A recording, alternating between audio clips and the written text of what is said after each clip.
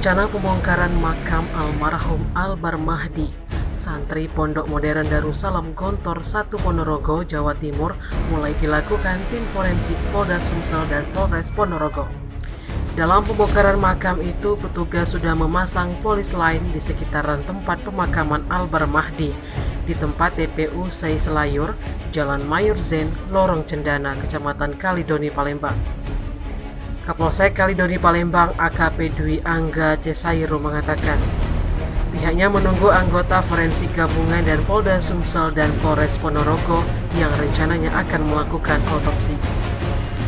Di tempat yang sama, Kasat Reskrim Polres Ponorogo AKP Nikolas Bagas Yudi Kurnia menjelaskan pihaknya langsung berkoordinasi dengan keluarga korban, khususnya orang tua korban Soimah bersama pengacaranya Titis Rahmawati.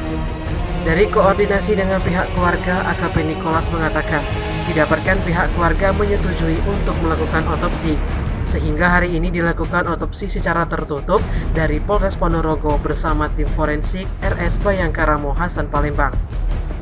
Untuk estimasi waktu diperkirakan siang hari sudah selesai melakukan otopsi.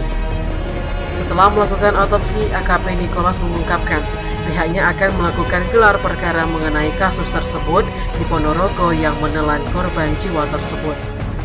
Berdasarkan pantauan di lapangan, saat ini tim gabungan masih melakukan pembongkaran makam Albar Mahdi yang telah dikebumikan pada 23 Agustus 2022 lalu. Tim Liputan Sumsel Update TV melaporkan.